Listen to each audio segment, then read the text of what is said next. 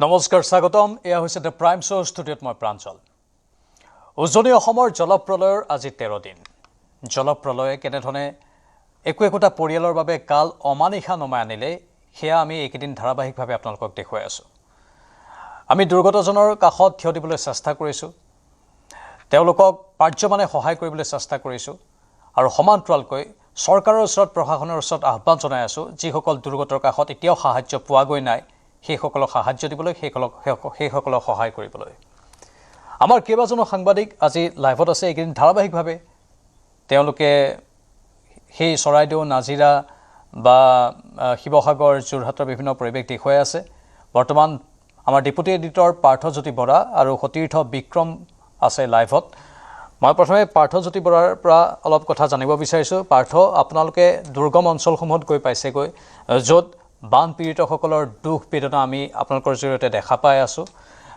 বৰ্তমান নিশাৰ সময় কোনটো অঞ্চলত আপুনি আছে সেই অঞ্চলটোৰ সবিশেষ বৰ্ণনা যদি আপুনি দিয়ে হয় প্ৰাঞ্জল আমি ৰুদ্ৰসাগৰৰ ৰাধিকানগৰত আছোঁ আৰু এই ৰাধিকানগৰৰ পৰা মই কিছু দৃশ্য দেখুৱাম আপোনাৰো নোম শিয়ৰি উঠিব এক সাহায্য শিবিৰত কেনেদৰে দৈৰ্যময় ৰূপত প্ৰায় 250 গৰাকী লোকে ইয়াত দিন অতিবাহিত কৰিছে কি অৱস্থাত কৰিছে দেখুৱাম কিন্তু এই মুহূৰ্তত নবুল আমাৰ সৈতে সংযুক্ত হৈছে নবুলৰ লগত আছে ময়ূৰ বৰগোহাঁই গতিকে ময়ূৰ বৰগোহাঁই যেহেতু সাহায্য দিয়াৰ কাৰ্যত ব্যস্ত হৈ আছে গতিকে তেওঁৰ পৰা আপুনি যদি তাৎক্ষণিকভাৱে তেওঁৰ মন্তব্যটো লৈ কাৰণ তেওঁই প্ৰথমতে যিখন ছবি প্ৰকৃত ছবিখন আমাৰ যোগেদি সমগ্ৰ ৰাইজৰ সন্মুখত অসমৰ সন্মুখত দাঙি ধৰিছিল গতিকে তেওঁৰ ওচৰলৈ গৈ তেওঁক যদি দুটামান প্ৰশ্ন সুধিলোঁ তাৰপিছত মই আপোনাক কেইটামান দৃশ্য এই য'ত উপস্থিত আছোঁ সেই স্থানৰ দেখুৱাম পাৰ্থ আপুনি থাকক নবুলৰ সৈতে আমি যোগাযোগ কৰিবলৈ চেষ্টা কৰি আছোঁ এই মুহূৰ্তত হয়তো সম্ভৱ হোৱা নাই যোগাযোগ যেতিয়াই হ'ব তেতিয়া আমি নবুলৰ পৰা যদি সংযুক্ত হোৱা নাই পাৰ্থ হোৱা নাই সংযুক্ত হোৱা প্ৰাঞ্জল যদি সংযুক্ত হোৱা নাই আপুনি আহিব পাৰে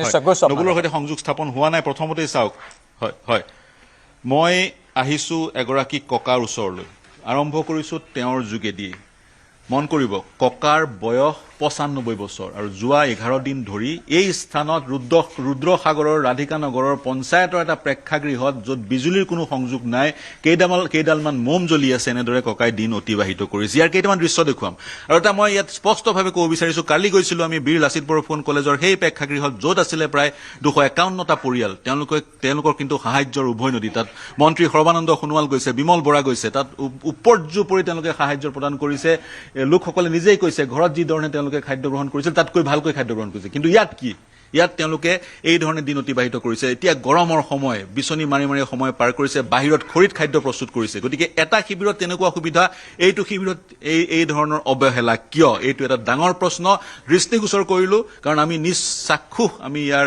দেখিছোঁ আমি উইটনেছ এই দৃশ্য আমি দেখিছোঁ এতিয়া ককা 95 বছৰীয়া ককাৰ ওচৰলৈ আহিছোঁ ককা কওকচোন আপোনাৰ ঘৰখনৰ অৱস্থা বা ইয়াত এনেদৰে মোৰ ঘৰৰ অৱস্থা কি ক'ম একেছিলে পানী বয় বস্তুটো বুৰিলে আনফালে যি পোহনীয়া জীৱ জন্তু আছে সমস্ত উটাই লৈ গৈছে ইয়াত খোৱা বোৱা ঠিকে কৰি আছেনে একো নাই ইয়াত খোৱা বোৱা একো নাই ঘৰৰ পৰা যি দিয়া আৰু অলপ চলপ তাকে চলি আছোঁ তাৰে চলি আছে গতিকে এই গৰমত এই ধৰণেৰে সময় অতিবাহিত কৰিবলগীয়া হৈছে 95 বছৰ হৈছে বুলি কৈছে আপোনাৰ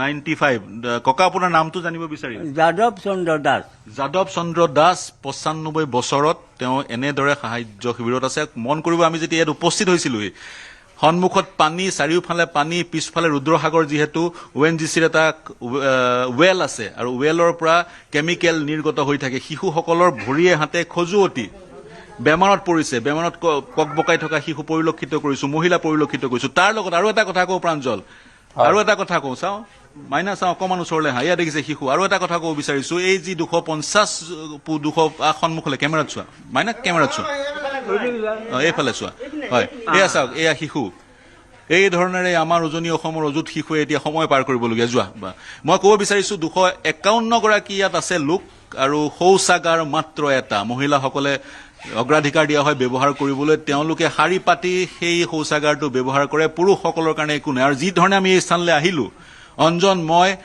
হীৰক যি ধৰণে আহিলোঁ এডাল বাঁহ আছে মাত্ৰ শাকুলৈ ৰূপান্তৰ কৰা হৈছে সেই বাঁহডালত কেনেবাকৈ আমি আহিলো আৰু সেই ONGCৰ অইলটোৰ কথা ক'লোৱে য'ৰ পৰা কেমিকেল নিৰ্গত হৈ থাকে ইয়াৰ পৰা নাৱৰে তেওঁলোকে নিজৰ গাঁৱলৈ যায় গাঁৱৰ পৰিৱেশ আৰু বিভৎস কাইলৈ দেখুৱাম গাঁৱৰ পৰিৱেশ এয়া হৈছে ৰুদ্ৰসাগৰ শিৱসাগৰৰ সমীপৰ ৰুদ্ৰসাগৰ সাহায্য ক'ত পাইছে তেওঁলোকে বা তেওঁলোকৰ ঘৰখন কি অৱস্থাত আছে ৰাইজে কৈছে 3 মাহ লাগিব পানী শুকাবলৈ 3 মাহত এইখন গাঁও হৈ থাকিবনে এইখন ঘৰ হৈ থাকিবনে আৰু এগৰাকী আইতা কওকচোন আইতা ঘৰৰ লগে লগে পানী আহিলে হয় আৰু একো যতন ৰান্ধিব নোৱাৰিলোঁ আৰু কাপোৰ কানি একো হেৰি কৰিব সুবিধা কৰা নাই ইয়াতে খোৱা বোৱা ঠিকেই কৰিছে স্বাস্থ্য পাতি স্বাস্থ্য পাতি সিমান দূৰৰ কৰা নাই আৰু নিজে পাইছোঁ যিমানে পাৰিছোঁ আৰু যি পাইছে যি দিছে খাইছে ঘৰখন এতিয়া কি হ'ব সেই ঘৰখনটো ভগাই দেখিব ৰাস্তা আইতা নমস্কাৰ আইতা কি নাম আপোনাৰ আইতা মোৰ নাম বুধবৰী দাস এতিয়া কওকচোন ইয়াতে সকলো ঠিকে পাইছে ঠিকেই পাইছোঁ খোৱা বোৱা পাইছে দি আছে খাই আছে ঔষধ পাতিও দিছে ডক্তৰ আহিছিলে হয় হয় এতিয়া ঘৰখন আৰু কি কৰিম আৰু কিবা পানীতল জীৱ গৈ আছে। জন্তু পশুধন আছে গৰু ক'ত আছে ঠিকনাই নাই ৰাস্তাই পদূলিয়ে গৰু ছাগলী ক'ত আছে নাজানো হয় আৰু এই স্থানে খুব বেছি দৃষ্টি আকৰ্ষণ কৰা নাছিলে বা সংবাদ শিৰোনাম দখল কৰা নাছিল আৰু সংবাদ শিৰোনাম দখল কৰিলে বা কিবা এটা ভিডিঅ' ভাইৰেল হ'লে প্ৰশাসন আহিব নেকি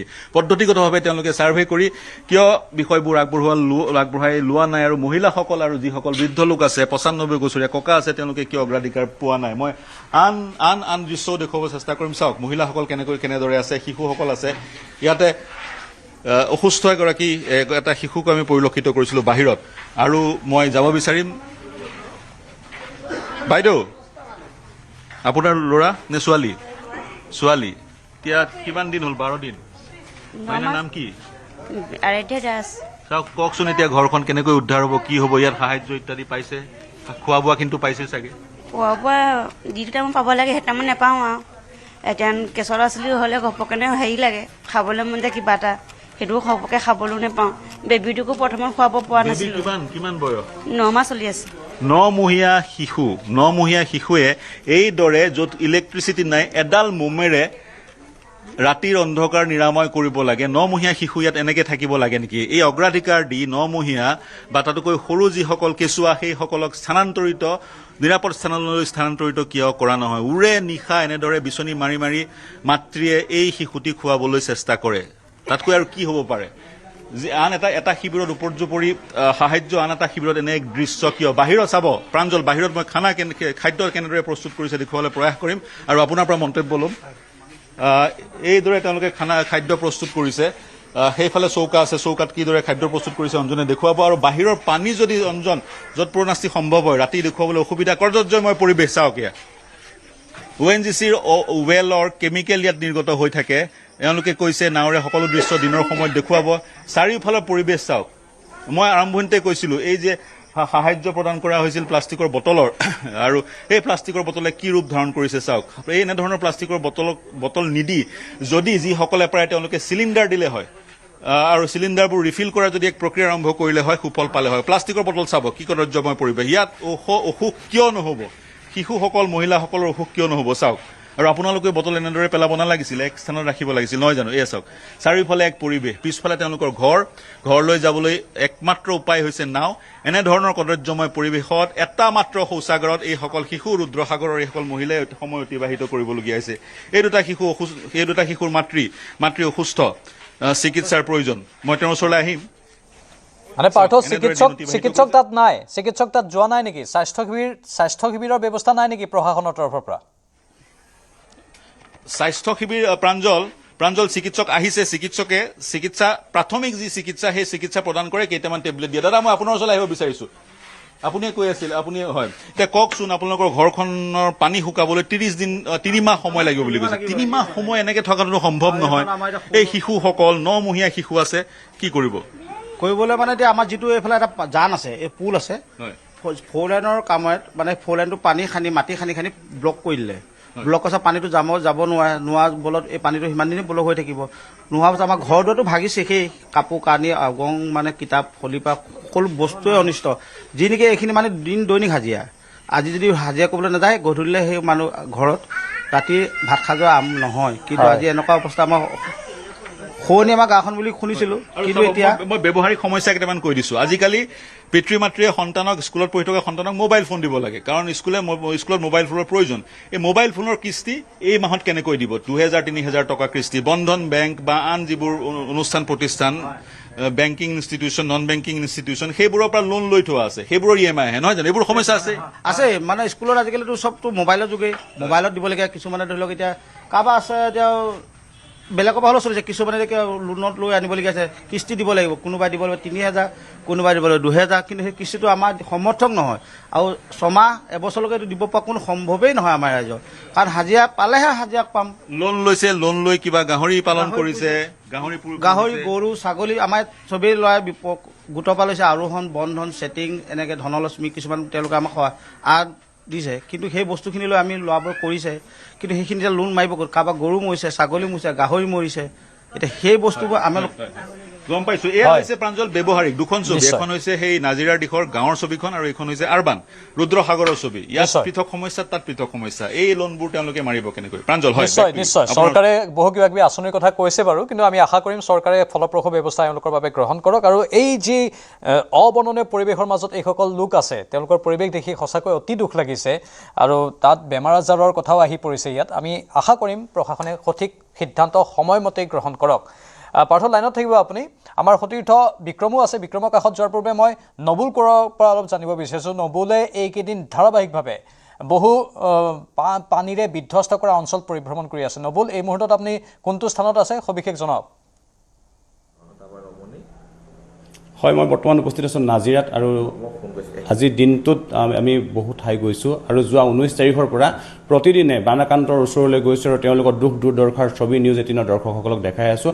আৰু নাজিৰা সমষ্টিৰ বিধায়কজনৰ বাবে এই সমস্যা বৰ চেলেঞ্জপূৰ্ণ হৈছে, কাৰণ তেওঁ নতুনকৈ এই দায়িত্ব পোৱাৰ পাছতে এক ডাঙৰ সমস্যাৰ সন্মুখীন হৈছে। তেওঁ নতুনকৈ নাজিৰাখন গঢ়িব লাগিব।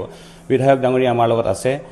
প্ৰথমে বানপানীৰ পিছত উদ্ধাৰ অভিযান, তাৰ পাছত ৰিলিফ, এতিয়া আছে যে তেওঁলোকক বাসস্থান, মানে তেওঁলোকক কেনেকৈ পুনৰ সংস্থাপন দিয়া হ'ব।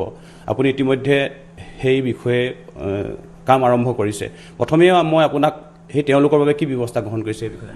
প্ৰথমতে অসমৰ মাননীয় মুখ্যমন্ত্ৰী মহোদয়ক ধন্যবাদ জ্ঞাপন কৰিছোঁ। তেওঁ ইমিডিয়েট সকলো ক্ষতিগ্ৰস্ত পৰিয়ালৰ কাৰণে 15,000 টকাকৈ দিয়াৰ কাৰণে, কিয়নো ইতিমধ্যে আমাৰ ৰাইজৰ ওচৰত খোৱা বোৱা বস্তু যথেষ্টখিনি আছে, কিন্তু এই খোৱা বোৱা বস্তুখিনি থকাৰ ওপৰত তেওঁলোকে ঘৰত গৈ বস্তুখিনি লৈ গৈ ৰান্ধিব পৰা যিটো পৰিৱেশ, বা বাচন বৰ্তন বা গেছৰ পৰা খৰিৰ পৰা আজি একো নাই।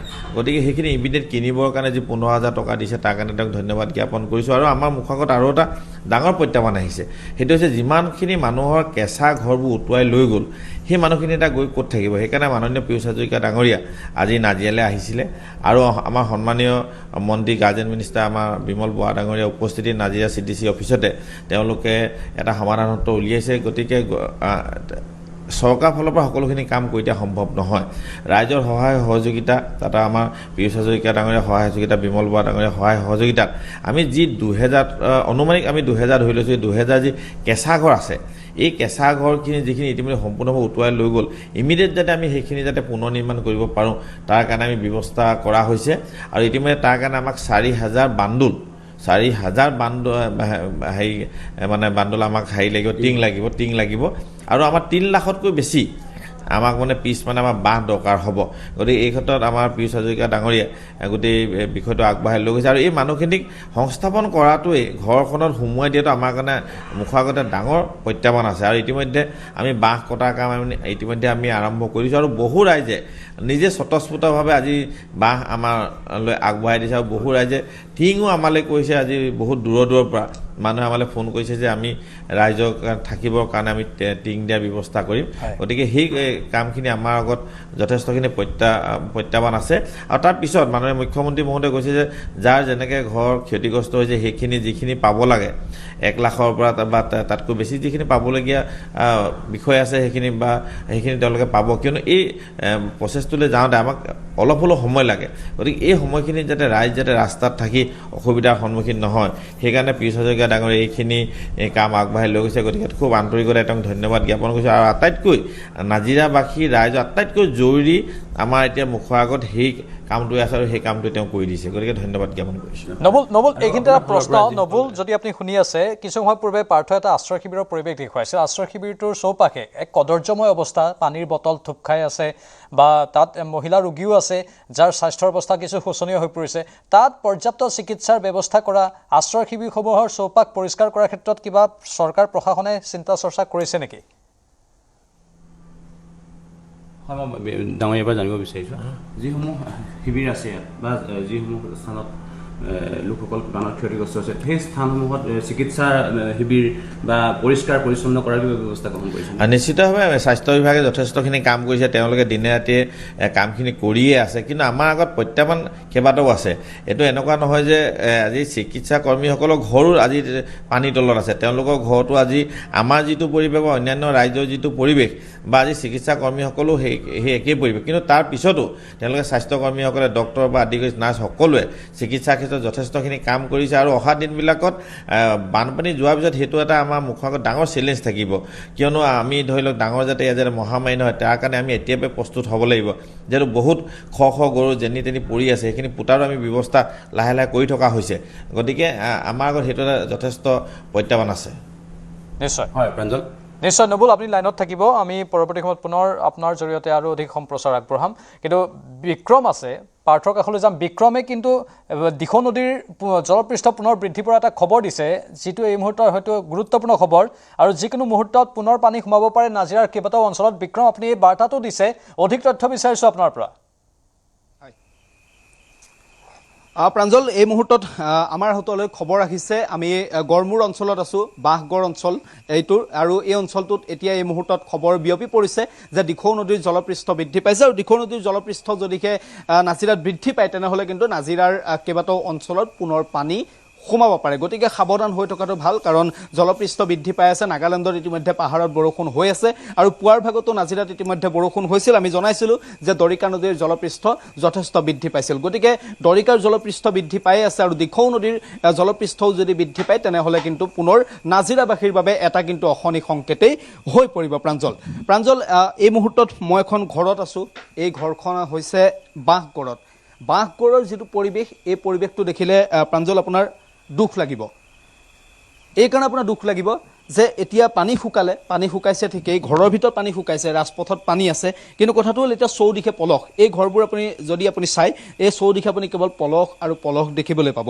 এই পলসবোৰ তেওঁলোকে আঁতৰাব পৰা নাই। তেওঁলোকে মাত্ৰ এতিয়া কেৱল এনেকুৱা ধৰণৰ তামোল কাটি তেওঁলোকে সাঁকো দুডালৰ ব্যৱস্থা কৰি লৈছে, আৰু এই সাঁকোতেই তেওঁলোকে ভৰ দি তেওঁলোকে অহা যোৱা কৰিছে। মূল কথাটো হৈছে তেওঁলোকৰ খাবলৈ পানী নাই, তেওঁলোকৰ এতিয়া চৌকা নজ্বলে, তেওঁলোকৰ গেছটো নাই, তেওঁলোকৰ পাকঘৰটো নাই, ঘৰৰ ভিতৰত পলস আছে। এয়া হৈছে তেওঁলোকৰ চৌকা, ইয়াতে তেওঁলোকে ৰান্ধিছে আৰু ইয়াতে তেওঁলোকে খাবলগীয়া হৈছে। এয়া হৈছে বৰ্ণাঢ্যৰ জীৱন। আৰু ডাঙৰ কথাটো হৈছে যে তেওঁলোকৰ খাবলৈ পানী নাই। তেওঁলোকে কি কৰিবলগীয়া হৈছে, এটা কলহ লৈ তেওঁলোকে বহু দূৰলৈ গৈ তেওঁলোকে নিশাৰ ভাগতো পানী আনিবলগীয়া হৈছে। দাদা, এইটো আপোনাৰে ঘৰ? অঁ, ঘৰত কেতিয়া সোমালে? আমি আজি 3 দিন হৈছে। এতিয়া পলসৰ মাজতে থাকিবলগীয়া হৈছে। পলসৰ মাজতে আমি থাকিবই লাগিব, আৰুনো ক'লৈ যাম? লোকৰ ঘৰত থাকিব নোৱাৰোঁ। গড়লৈ যাবলৈ হ'লে বহুত দূৰ, আৰু ঘৰখনো এৰি থৈ যাব নোৱাৰোঁ। এতিয়া খোৱা বোৱা সকলো পাইছেনে নাই? খোৱা বোৱা এতিয়া এই লিফ্ট দিছে আৰু সেইবোৰকে খাই আছোঁ, আৰুনো কি খাম আৰু। এতিয়া এই গোটেই নিজৰখিনিতো উটি গৈছে, সেইকাৰণে আমি এতিয়া হেৰিয়ে খাব লাগিব, লিফ্টতে খাব লাগিব। আপোনাৰ মোক এটা কথা কওকচোন, আপোনাৰ কি কি হেৰালে? আপোনাৰ জীৱ জন্তু, আপুনি কি পুহিছিল, কি কি হেৰালে, বা আপোনাৰ ঘৰৰ সম্পত্তি কি কি হেৰালে বানত? মোৰ এতিয়া গৰু 3টা গৈছে, আৰু বিশেষকৈ একো যোৱা নাই। মোৰ ভাইটোৰ ভাগৰ গৈছে ছাগলী এজনী গ'ল, মোৰ ভাগৰ, আৰু ভাইটোৰ ভাগৰ গৈছে ছাগলী 7জনী, ধান গ'ল, গোটেই ভঁৰালটো গুচি গ'লগৈ। এতিয়া মই কি খাম? অহা বছৰ, এই বছৰটো এইভাগে চলিম, শেষেই। প্ৰাঞ্জল, এই মানুহবোৰ সম্পূৰ্ণৰূপে শেষ। এইকাৰণে শেষ, এই যিটো বাঁহগড় অঞ্চল একেবাৰে খেতিৰ ওপৰত নিৰ্ভৰশীল এটা অঞ্চল। তেওঁলোকে খেতি কৰিয়ে খায়, হয়নে? তেওঁলোকে কৃষি কৰিয়ে খায়, ধান খেতি কৰে, তেওঁলোকে ধান বিক্ৰী কৰে, তেওঁলোকে নিজেও ঘৰত তেওঁলোকে খাবৰ বাবেও তেওঁলোকে থয়। এতিয়া তেওঁলোকৰ সম্পূৰ্ণ ভঁৰালটোৱে উটি গ'ল।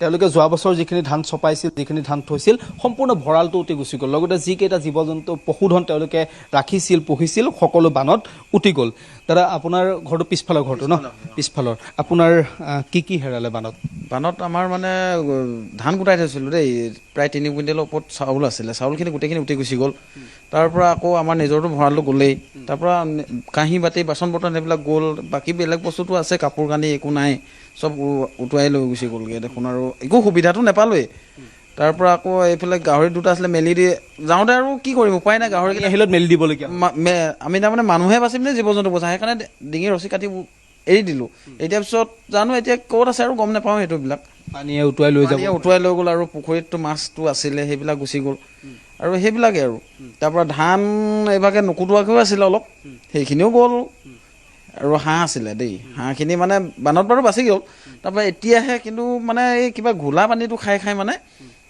কিবা ঢেপ পৰে আৰু যায় সেনেকুৱা হৈছে মানে হাঁহ আৰু কুকুৰা একদম পুৰা এটা ডাঙৰ সমস্যা হৈছে মই এই কাৰণেই এই নিশাৰ ভাগত এই অঞ্চলটোলৈ আহিছোঁ বাঁহগড় অঞ্চলটোলৈ মই দিনৰ ভাগতো কেইজনমান লোকৰ সৈতে কথা পাতিছিলোঁ তেওঁলোকে কেইটামান হাঁহ কেইটামান কুকুৰা তেওঁলোকে বানৰ পৰা বচাবলৈ সক্ষম হৈছিল কিন্তু এতিয়া তেওঁলোকৰ অসুবিধাটো হৈছে যে পলসৰ মাজত হাঁহ আৰু কুকুৰা সোমাই যায় যদি হাঁহ আৰু কুকুৰাকেইটা আপুনি মেলি দিয়ে ৰাখিবলৈতো জেগা নাই আপুনি মেলি দিবই লাগিব আৰু পলসৰ মাজত সোমাই যায় পলসৰ মাজত সোমাই যোৱাৰ লগে লগে সেই হাঁহ কুকুৰাৰ মৃত্যু হয় ইয়াৰ কাষতে এঘৰ মানুহ আছে তেওঁলোকৰ এতিয়ালৈকে প্ৰায় অৰ্ধশতাধিক কুকুৰা মৃত্যু হ'ল পানী শুকাই যোৱাৰ পাছত পানীত নহয় পানী শুকাই যোৱাৰ পাছত পলসত এতিয়া আপোনালোকে কি কৰিব জীৱনটো কি কৰিবা এনেই আমি হাজিৰা কৰিয়ে চলি আছিলোঁ এতিয়া আৰু যেতিয়া নেকি এইবিলাক হৈ গ'ল এতিয়া কি কৰোঁ চাই লওঁ আৰু চৰকাৰে যদি কিবা সুবিধা এটা দিয়ে তাকে কৰিম আৰু নহ'লেতো যেনেকৈ হাজিৰা উপায় নাই আৰু হাজিৰা কৰা মানুহ হাজিৰা কৰিব লাগিব সেইটোৱে আৰু মই অকণমান ভিতৰলৈ যাম খুব আচলতে হৃদয় বিদাৰক এই কাহিনীবোৰ যিসকলে ইয়ালৈ আহিছে তেওঁলোকে জানে বাইদেউ এইটো আপোনাৰে ঘৰ আপোনাৰ হয় এতিয়া ভাত খোৱা হ'লনে নাই আজি ভাত নাই খোৱা কেলৈ নাই খোৱা বনাই মেলি খোৱা নাই বনাইছে ভাত ক'ত বনালে তাতে বাহিৰতে ভিতৰততো বনাব নোৱাৰে আজি কি বনালে আজি দাইল আলু বনাই থৈছোঁ কঁঠাল গুটি এতিয়া আপোনালোকৰ বনোৱা এয়াই চাগে প্ৰাঞ্জল আপুনি এই দৃশ্যটো চাওক তেওঁলোকৰ ভাতকেইটা তেওঁলোকে ৰান্ধিছে তেওঁলোকৰ বাৰান্দাত অকণমান পলস তেওঁলোকে আঁতৰাই অকণমান জেগা এটা উলিয়াই লৈছে তাতেই জুইশালখন পাতিছে আৰু তাতেই তেওঁলোকে ভাতকেইটা ৰান্ধিছে তেওঁলোকৰ কিন্তু ভাতকেইটা তেওঁলোকৰ কেৰাহীখন বা যিটো ভাত ৰন্ধা যিটো চচপেন আছে প্ৰেছাৰ কুকাৰটো তেওঁলোকে ব্যৱহাৰ কৰিব নোৱাৰি তেওঁলোকে এয়া থ'বলৈও তেওঁলোকৰ জেগা নাই এটুপি তেওঁলোকৰ খোৱা পানী নাই এয়া হৈছে বৰ্ণাঢ্যৰ বা বানাক্ৰান্তৰ মূল সমস্যাটো পানী শুকোৱাৰ পাছত এইকেইটা দিন বাইদেউ 12-13টা দিন আপোনালোক কেনেকৈ থাকিলে ওচৰৰ হেৰিয়াত থাকিলোগৈ চৰ্টৰ ওপৰত গ'লোঁ যেনে তেনে লৰালৈ সেনেকৈ আৰু পানী আহোঁতে আপুনি এই আপোনাৰ কণমানিটো লৈ আপুনি কেনেকৈ গ'ল বাপেকে ল'লে ওপৰত তুলি এটা ল'ৰা দদায়েকে ল'লে সেনেকৈ আৰু গ'লোঁ এয়া জীৱন মানুহৰ এয়া জীৱন এয়া নাজিৰাৰ বানাক্ৰান্তৰ জীৱন শিমলুগুৰিৰ বানাক্ৰান্তৰ জীৱন গড়মূৰৰ বানাক্ৰান্তৰ জীৱন মই তেওঁলোকৰ পাকঘৰটো আপোনাক দেখুৱাম আপুনি তেতিয়া ভাবিব যে এই মানুহবোৰ তেওঁলোকে কেনেকৈ থাকিবলগীয়া হৈছে কাৰণ তেওঁলোকৰ এনেকুৱা বানপানীৰ কোনো ধৰণৰ তেওঁলোকৰ বানপানীৰ সৈতে কোনো ধৰণৰ পৰিচয় নাছিল এয়া হঠাৎ অহা বান এয়া হঠাৎ অহা দুৰ্যোগ আৰু সেই দুৰ্যোগে তেওঁলোকৰ সকলোখিনি মষিমূৰ কৰি থৈ গ'ল সকলো ফালৰ পৰা তেওঁলোকক এক প্ৰকাৰ ধ্বংস কৰি থৈ গ'ল এয়া হৈছে তেওঁলোকৰ পাকঘৰ এই পাকঘৰটোত যদি আপুনি চাই এতিয়া এই পাকঘৰটোত প্ৰায় 2 ফুট হ'বনে 2 ফুটমান হ'বনে প্ৰায় 2 ফুটমান ইয়াত পলস আছে এই পলসটো উলিয়াই তেওঁলোকে পাকঘৰটো পুনৰ আৰম্ভ কৰালৈ তেওঁলোকক যথেষ্ট সময়ৰ প্ৰয়োজন হ'ব আটাইতকৈ এটা দৃশ্য মই আপোনাক দেখুৱাম প্ৰফাছাৰ কেমেৰাত জুম কৰিব এই পাকঘৰত এতিয়া মাছ ওলাইছে আপুনি চাওক পানী শুকাইছে আৰু পানী শুকোৱাৰ লগে লগে এটা মাছ ওলাইছে হয়তো গৰৈ মাছ হ'ব এয়া পাকঘৰত এয়া পানীত উটি অহা মাছ আৰু মাছ এতিয়া এনেদৰে পাকঘৰত ওলাইছে এয়া হৈছে এই দুৰ্যোগৰ পাছৰ ছবিখন এই যিটো মহাদুৰ্যোগ আছিল এই মহাদুৰ্যোগৰ পাছৰ ছবিখন আমি আন এটা ঘৰত যাম সেই ঘৰটোৰ কাহিনী শুনিলে আপুনি আৰু আচৰিত হ'ব মই দিনৰ ভাগত আহিছিলোঁ তেওঁলোকৰ একোৱে নাই ছাগলীকেইটা উটি গ'ল তেওঁলোকৰ গাহৰি উটি গ'ল তেওঁলোকৰ হাঁহকেইটা গুচি গ'ল কুকুৰাকেইটা গুচি গ'ল তেওঁলোকৰ গৰুকেইটা গুচি গ'ল ধান যি আছিলে তেওঁলোকৰ সকলো গুচি গ'ল এই ঘৰখনলৈ মই অকণমান কষ্ট কৰি আহিবলৈ চেষ্টা কৰিছোঁ অকণমান কষ্ট কৰি আহিম ঘৰখনৰ ভিতৰত এতিয়াও কেৱল পলস আৰু পলস যদি মোক অকণমান সময় দিয়ে প্ৰাঞ্জল মই তেওঁলোকৰ ঘৰখনৰ ভিতৰলৈ আহিছোঁ এইখনেই হৈছে তেওঁলোকৰ ঘৰখন হয় বৰমা কি কৰি আছে শুই আছে ভাত খালে নাই নাই খোৱা ভাত ৰাতিপুৱা খোৱা ভাত কিয় ভাত নাই খোৱা এই ভাতনো কিনে খাব যাব খাবলৈ হেৰিয়ে লাগে ভাত খাব লাগিছিলে খাম আৰু লাহেকৈ এতিয়া কেনেকৈ থাকিব ৰাতিটো থাকিম আৰু খাম আৰু ভাত লাহে ধীৰে বনাই মেলি খাম আৰু এইবোৰ কাম হিটিকে কৰি আছোঁ ন সেইটো কাৰণে অকণমান লাহে ধীৰে খাম তো আপোনালোকৰতো সকলোখিনি শেষেই হৈ গ'ল সকলো পানীয়ে লৈ গ'ল কি নিলে আপোনালোকৰ আমাৰ নিলে বহুতেই নিলে দেখোন ঘৰ বনা কাপোৰে কানি দেখোন চব গ'ল ধানে চাউলে এখন কেতিয়াও নাই চব গ'ল এই ঘৰখন আপুনি চাওক ইয়াত গৰু দ্বাৰা আপোনালোকৰ কিমানটা উঠি গ'ল আমাৰ গৰু নাই গৰু নাই ছাগলী কিমান গ'ল ছাগলী 7টামান গ'ল হাঁহ কুকুৰা গ'ল হাঁহ আছিলে 24টা তাৰ পৰা কুকুৰা আছিলে অলপমান সেইখিনি এতিয়া লাহে লাহে মৰি আছে পলসত পৰিছে উঠিব নোৱাৰা হৈ পৰি মৰিছে ধানখিনি গ'ল চাউল আছিলে গাহৰি 2টা আছিলে গাহৰি 2টা গ'ল পুখুৰীত মাছ আছিলে মাছো গ'ল এনেকৈ সকলোবিলাক গৈ শেষেই হ'ল বাচন বৰ্তনটো ধৰিবলৈ নাপালোৱে বৰ সেইবিলাকো গ'লেই এতিয়া এভাগে আৰু অঘৰী জীৱন কটাইছোঁ আৰু অঘৰী জীৱন এতিয়া অঘৰীৰ দৰে লাগিছে ন নিজকে নিজে এতিয়া অঘৰী জীৱন নিচিনা লাগিছে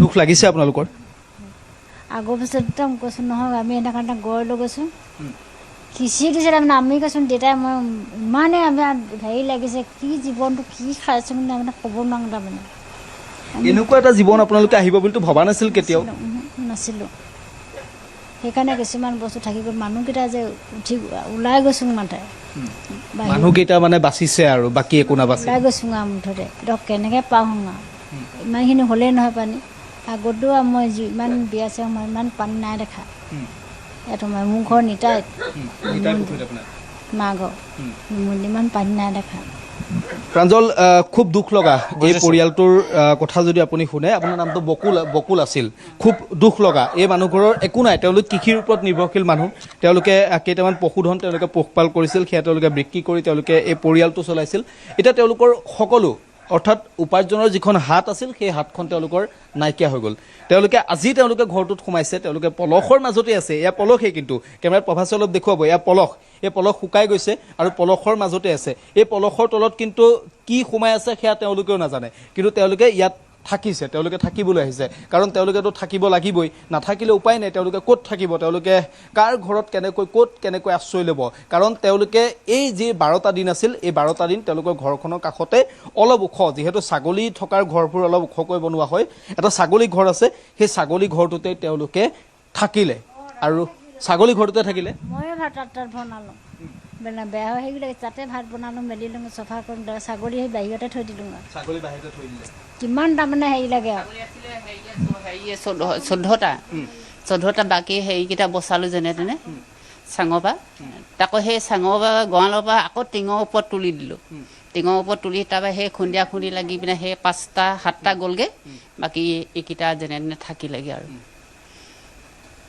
এয়াই হৈছে দুৰ্যোগ আৰু বৰ্ণনা কৰিব নোৱাৰি বিক্ৰম বৰ্ণনা কেনেধৰণে আমি কৰিম তেওঁলোকৰ এই অৱস্থা কেমেৰাই দেখুৱাই দিছে আমাৰ সতীৰ্থ ভিডিঅ' জাৰ্নেলিষ্টৰ কেমেৰাত এই দৃশ্যবোৰ বন্দী হৈছে মানুহে গমেই পাইছে অসমৰ ৰাইজে ইতিমধ্যে দেখিছেই কেনে ভয়ংকৰ অৱস্থা যিয়ে যেনেধৰণে পাৰে সহায় কৰিছে কিন্তু যেন যিসকলৰ আপোনজন হেৰাই গ'ল তেওঁলোকক আৰু কেতিয়াও যিহেতু ঘূৰাই আনিব নোৱাৰি সেই দুখৰ সমভাগী হোৱাৰ বাহিৰে আমাৰ হাততো কোনো উপায় নাই বিক্ৰম আপুনি লাইনত থাকিব আপুনি তেনেকুৱা বহু পৰিয়ালক ইতিমধ্যে দেখুৱাইছে এগৰাকী মহিলাকো দেখুৱাইছে এগৰাকী বিশেষ ব্যক্তিকো দেখুৱাইছে সকলোৱে হুহুকাই কেৱল কান্দি উঠিছে বিক্ৰম লাইনত থাকক পাৰ্থৰ কাষত পুনৰ যাম পাৰ্থ যিহেতু এটা আশ্ৰয় শিবিৰত আছে পাৰ্থ ইতিমধ্যে নবুলৰ সৈতে বিধায়ক আছিল বিধায়কক সুধিছিলোঁ সেই বিষয়টো পৰিষ্কাৰ পৰিচ্ছন্নতা বা স্বাস্থ্য সেৱা কথাটো বিধায়কে কৈছে যে আমি চেষ্টা কৰি আছোঁ স্বাভাৱিকতে সকলোৱে চেষ্টা কৰি আছে কিন্তু স্বাস্থ্য সেৱাৰ সৈতে জড়িত ব্যক্তিসকলৰ ঘৰো পানীত ডুব গৈছে এতিয়া হয়তো যদি আন জিলাৰ পৰা আনিব পাৰি বা বাহিৰৰ পৰাও যদি কেন্দ্ৰ যদি সহায় কৰে আন চিকিৎসা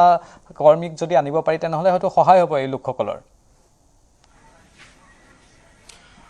তেনেধৰণৰ বহু উপায় আছে আমাৰ সাংবাদিকৰ ঘৰ পানীত ডুব গৈছে কিন্তু সাংবাদিকে তৎসত্ত্বেও কিন্তু বাতৰি কৰি আছে প্ৰাঞ্জল মই সাকু এখন দেখুৱাম ইয়ালৈ আমি কেনেকৈ আহিছিলোঁ এগৰাকী আপোনাক অনুৰোধ জনাম সাকুডাল পাৰ হৈ যাতে আমাৰ দৰ্শকে বা অসমবাসী ৰাইজে উপলব্ধি কৰিব পাৰে এই সাকুডাল চহৰৰ মাজমজিয়া ৰুদ্ৰসাগৰ ৰাধিকা নগৰ সাকুডাল কানেক্ট হৈছে ৰাস্তালৈ আৰু সেইটো ৰাস্তা হৈছে হাইৱে খুব স্পীডত 100 কিলোমিটাৰ ওপৰৰ গতিবেগত বাছবোৰ পাৰ হৈ যায় তেনেধৰণৰ বিপদসংকুল অৱস্থাত তেওঁলোকে জীৱন অতিবাহিত কৰিছে। মই অঞ্জন হীৰক এই সাকুডাল পাৰ হৈ এই প্ৰেক্ষাগৃহলৈ আহিলোঁ। এগৰাকী ব্যক্তি আমাৰ সৈতে সংযুক্ত হৈ আছে। সাকুডাল দেখিলে ৰাইজে, আইতাসকল আমাৰ ওচৰত বহি আছে আৰু মন কৰিব আমি অহাৰ পিছত তেওঁলোকে আশাৰ ৰেঙনি ধৰি দেখিছে, কোনো অহা নাই। তেওঁলোকে ভাবিছে, ধাৰণা কৰিছে আমাৰ যোগেদি সকলো কথা প্ৰশাসনক ক'ব পাৰিব, তাৰ পিছত তেওঁলোকে জানোচা কিবা এটা সহায় পায়। খুৰা, আপোনাৰ ওচৰলৈ আহিছোঁ, আপুনি নামঘৰীয়া, কওকচোন। আমি ৰাধিকা নগৰ হয় গাঁৱৰ 100 ঘৰ প্ৰাণী আজি 11 দিন ইয়াত এইদৰে অতিবাহিতা কৰিছোঁ। হয় পু বোৱাৰী নাতি ভিনী আৰু জেঠেৰী বৈনাই হয় একেখন শয্যাতে শয়ন, আঁঠুৱা নাই, পোহৰ নাই আৰু ভাত সিজাই খাবলৈ খৰি নাই। আমাৰ পিন্ধা বস্ত্ৰ এডোখৰ আটক হ'ল। হাঁহ পাৰ, গৰু ছাগলী, ঘৰ কি হ'ল একো আমাৰ ব্যৱস্থা নাই। আমি কৈৱত্ৰ কুলত জন্ম, কিন্তু মাছমৰীয়া কৈৱত্ৰ নহয়, মাছ কিনি খোৱা কৈৱত্ৰ। এই আমিখিনি মানুহ, গতিকে উপযুক্ত সহায় সহযোগ আমি এতিয়ালৈকে পোৱা নাই। হয় আৰু মোৰ নামঘৰত 11 দিন এটা এভাগী আসন 7 খলপীয়া সৰল কাঠৰ পানীত বুৰ গৈছে। টৌ, হেতা, তলীয়া, ডবা, কাঁহ ইত্যাদি সামগ্ৰী ধৰা সমস্ত পানীত ডুব গ'ল। গতিকে আমি পৰম পুৰুষ ভগৱন্ত গুৰুৰ চৰণত সেৱা ভক্তি কৰিবলৈ আমাৰ স্থলী নাইকিয়া হ'ল। গভৰ্ণমেণ্টক, উপৰক্তাসকলক আমি অনুৰোধ কৰিছোঁ যাতে আমাৰ এই বানপানী ব্যৱস্থাটো আমাক পোহৰ অকণমান ৰন্ধন কৰি ভাত এমুঠি খাবলৈ মাগি খুজি আমাক ব্যৱস্থা কৰি দিয়ক। মৰ্মবেদনা মই উপলব্ধি কৰিছোঁ, সমগ্ৰ অসমবাসীয়ে উপলব্ধি কৰিছে, সেইকাৰণে সমগ্ৰ অসমৰ পৰা সাহায্য আহিছে। কিন্তু পদ্ধতিগতভাৱে সাহায্য বিতৰণ হোৱা নাই কাৰণে আপোনাৰ কাষে সেই সাহায্য পৰ্যাপ্ত ৰূপত পোৱা নাই। আপুনি বিচাৰিছে কেইডালমান খৰিৰে আপোনালোকে যাতে খাদ্য প্ৰস্তুত কৰিব পাৰে তাৰ ব্যৱস্থা কৰি দিয়ক। কিন্তু আমি বিচাৰিছোঁ আপোনাৰ নামঘৰত পুনৰ চাকি জ্বলক, মণিকূট পুনৰ তাত স্থাপিত হওক, আপোনাৰ ঘৰখনত পুনৰ যাতে আপুনি থাকিব পাৰে। আপুনি আপোনাৰ ঘৰখন আমি ঘূৰাই দিবই লাগিব। পুনৰ আৰু এটি মই প্ৰভুৰ ভগৱন্তৰ চৰণত 100 ঘৰ প্ৰাণীৰ কাৰণে এটি আজি যোৱা নিশা যিটো ধুমুহা আহিছে ৰাতি 2টামান বজাত, ভগৱন্তক মই বহি লৈ কান্দি কান্দি কৈছোঁ যাতে প্ৰভু আপুনি ভূমিকম্প আহি আমাক গুৰে গাখীৰে সনাৰ দৰে গোটেই মানুহসোপাক যাতে এচক পৰা নকৰে মাটিৰ লগত মিল যাবলৈ। ভগৱন্তক মই এইটোৱেই চিন্তা কৰিছোঁ, পূৰ্ণকৃষ্ণ ভগৱন্তই যাতে ভূমিকম্প নহওক। হয়, মই উপলব্ধি কৰিছোঁ আপোনাৰ মৰ্ম বেদনা। উদ্ধাৰ হ'ব আপোনাৰ নামঘৰ। সমগ্ৰ অসমবাসী আপোনালোকৰ লগত আছে। যি ধৰণে সাহায্য আহিছে আমি সেয়াও দেখুৱাইছোঁ। কিন্তু পুনৰ কৈছোঁ, এতিয়া জীৱন জীৱিকা আৰু বাসস্থান এই পৰিৱেশত দুডালমান মমৰ পোহৰত মানুহ এনেদৰে জীয়াই থাকিব, মানুহ এনেদৰে থাকিব নালাগে, বা আজিৰ যুগত মানুহ এনেদৰে থকাটো কিন্তু চৰকাৰ, প্ৰশাসন আৰু চিভিল ছ'চাইটি হিচাপে আমাৰ কাৰণে কিন্তু অতি লাজৰ বিষয়।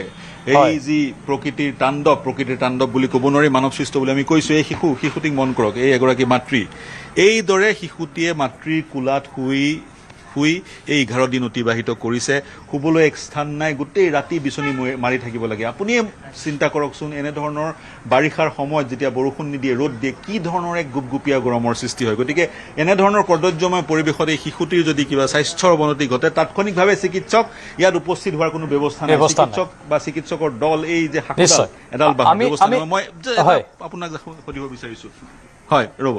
পাৰ্থ, নিশ্চয় আপুনি তেখেতক সুধি লওক, তেখেতৰ কথাটো আমি জানিব বিচাৰিছোঁ, তাৰপিছত হানচেঙৰ কাষত যাম।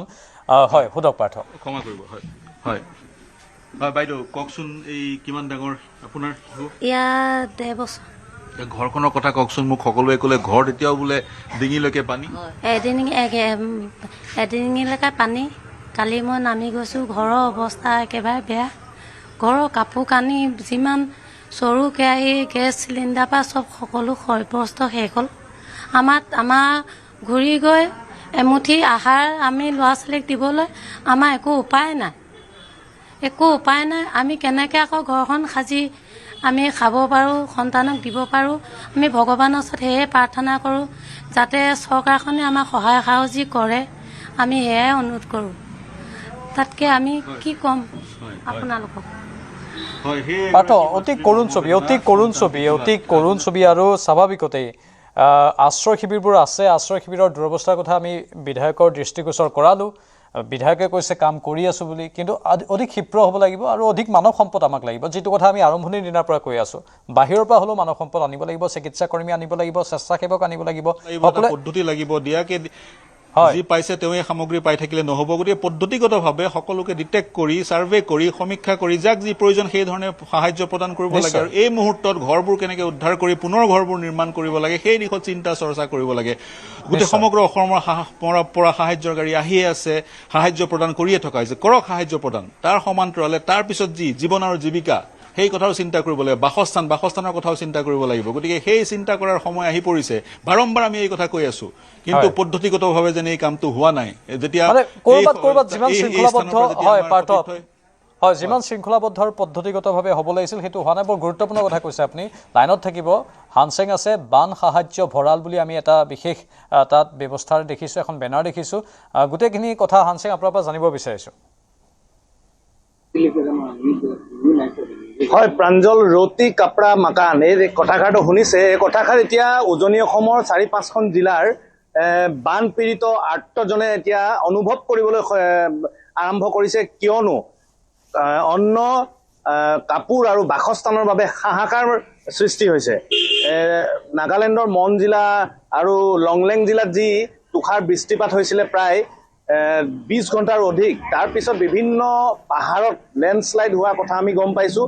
আৰু তাৰ পাছতে এই বিভীষিকাময় পৰিৱেশ দিখৌ নদীৰ টাউকক নদী আদিয়ে সৃষ্টি কৰিলে চৰাইদেউ জিলা, শিৱসাগৰ জিলাকে প্ৰমুখ কৰি আন কেওটা অঞ্চলত। কিন্তু বৰ্তমান মই উপস্থিত আছোঁ এই সংগ্ৰামখনেৰে যুঁজ দি থকা এদল সৈনিকৰ সৈতে, যোনে নিজেও আচলতে ভুক্তভোগী। মোৰ পিছফালে বেনাৰখন দেখিছে আপোনালোকে, অসম জাতীয়তাবাদী যুৱ ছাত্ৰ পৰিষদৰ কেন্দ্ৰীয় সমিতিৰ আচলতে উদ্যোগত বান সাহায্যৰ ভঁৰাল আৰু ক্লথ বেংক, অৰ্থাৎ কাপোৰৰ এটা ইয়াত যাতে বেংক সৃষ্টি কৰি পীড়িতসকলক কিছু পৰিমাণে সকাহ দিব পাৰি সেইবাবে আচলতে ব্যৱস্থা কৰা পৰিলক্ষিত হৈছে। আৰু আমি উল্লেখ কৰিব বিচাৰিছোঁ যে মন জিলাৰ গাতে লাগি থকা যিহেতু চৰাইদেউ জিলাৰ সদৰ সোণাৰী নগৰৰ কেওটা অঞ্চলত, কেওটা পৌৰ নিগমৰ ৱাৰ্ডত ভয়াৱহভাৱে আচলতে এই বানপানীয়ে যি তাৰ ইম্পেক্ট আৰু এফেক্ট বুলি কোৱা যায় সেয়া দেখা গ'ল। কিয়নো সোণাৰী টাউনখন আমি যদি ধৰি লওঁ এখন টায়াৰ 2-3 টাউন হ'ব, তাত আৰু বিভিন্ন ক্ষুদ্ৰ ব্যৱসায়ী আছিলে আৰু খুব বৃহৎ অট্টালিকা নাই। এই ক্ষুদ্ৰ ব্যৱসায়ীসমূহৰ বাসগৃহ সম্পূৰ্ণৰূপে পানীত আচলতে বুৰ গৈছিলে আৰু তেওঁলোকৰ ধন, টকা পইচা, কাপোৰ কানি তেওঁলোকৰ আৰু আনকি বেংকৰ পাছবুক, আধাৰ কাৰ্ড সেয়াও আচলতে সংগ্ৰহ কৰিবলৈ তেওঁলোকে পৰা নাছিলে। আমি এতিয়া পোনে এই হ'ল আমাৰ লগত উপস্থিত আছে, আমি তেওঁলোকৰ ওচৰলৈ আহিম। সাহায্য চলি আছে, আমি দেখিছোঁ চৰকাৰেও আগবঢ়াইছে। এই পৰিস্থিতিত আপোনালোকৰ ফালৰ পৰা আৰু কি ক'ব বিচাৰিব চৰকাৰক, যিয়ে সাহায্য যদিও বহুতে দিছে, চৰকাৰে দিছে, কিন্তু পৰ্যাপ্ত হোৱা নাই? হয়, এই ক্ষেত্ৰত আমাৰ ক'ব লগা আছে। আচলতে আমি অসম জাতীয়তাবাদী যুৱ ছাত্ৰ পৰিষদৰ কেন্দ্ৰীয় সমিতি ইতিমধ্যে আমাৰ যোৱাকালি আমাৰ প্ৰতিখন জিলা সমিতিৰ উদ্যোগত আচলতে আমাৰ স্মাৰকপত্ৰ কাৰ্যসূচী প্ৰেৰণ কৰিছিলে মাননীয় মুখ্যমন্ত্ৰী মহোদয়লৈ। মূল কথাটো হৈছে যিসকল আচলতে বানত ক্ষতিগ্ৰস্ত পৰিয়াল, এই পৰিয়ালক আচলতে 15,000 টকা যি তেওঁলোকে মাননি দিয়া হৈছে, এটা পৰিয়ালক সাহায্য দিয়া হৈছে। গতিকে 15,000 টকাত মাননীয় মুখ্যমন্ত্ৰী মহোদয় আছিলে যে সাহায্য, এইটো আচলতে 15,000 টকাত আচলতে আজিৰ তাৰিখত কি পায়।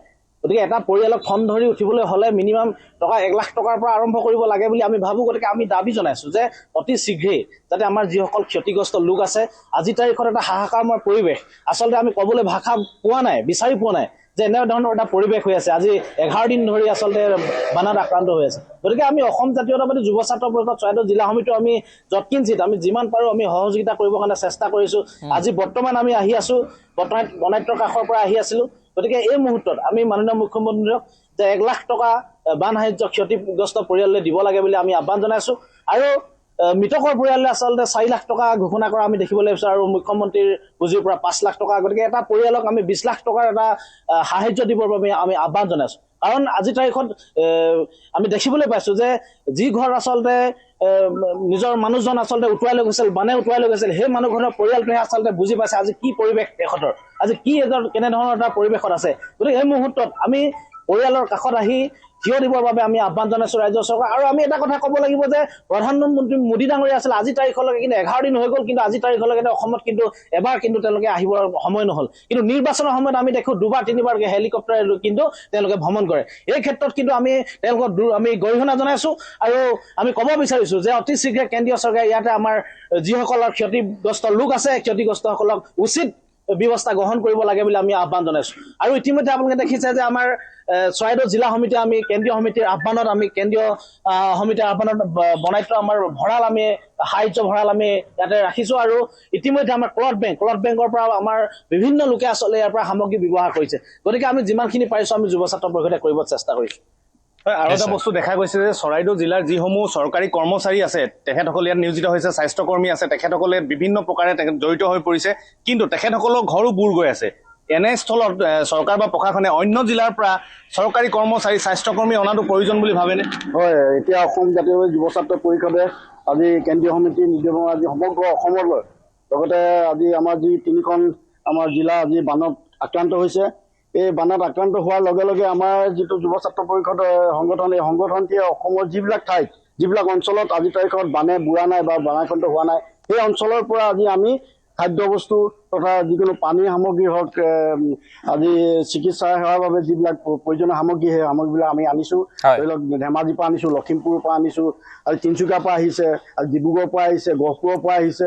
এনেদৰে সকলোৱে অসমৰ যিবিলাক বানাক্ৰান্ত অঞ্চল নহয়, য'ত বানত আক্ৰান্ত নোহোৱা অঞ্চল আছে, সেই অঞ্চলবিলাক আমি ইতিমধ্যে আনিছোঁ, তাৰ ব্যৱস্থা কৰিছোঁ। আনি পেলাই আমি ইয়াৰ যি 3খন জিলা বানত আক্ৰান্ত হৈছে, সেই বান আক্ৰান্ত হোৱা জিলাকেইখন আমি বিতৰণ কৰিছোঁ। ঠিক তেনেদৰে আমি ভাবোঁ যে অসমৰ যিবিলাক বিভিন্ন বানাক্ৰান্ত অঞ্চল আছে, এই অঞ্চলবিলাকত যিবিলাক বানত আক্ৰান্ত হোৱা নাই, সেই অঞ্চলবিলাকৰ পৰা যাতে পৰ্যাপ্ত পৰিমাণত চিকিৎসা সেৱাৰ বাবে ডক্তৰ বা চিকিৎসা কৰ্মী তথা যিবিলাক কৰ্মী আজি স্কুলৰ আছে, যিবিলাক আছে তেখেতলোকৰ যাতে এনেকুৱা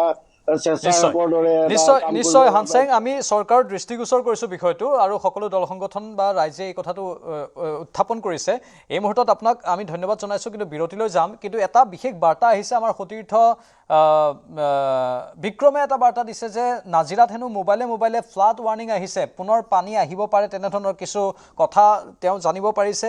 সেই বিষয়ে আমি সবিশেষ জানিবলৈ চেষ্টা কৰিম, বিক্ৰমৰ সৈতে যোগাযোগ কৰিম কিছু সময়ৰ পাছত। কিন্তু তাৰ পূৰ্বে চমু বাণিজ্যিক বিৰতিৰ সময়।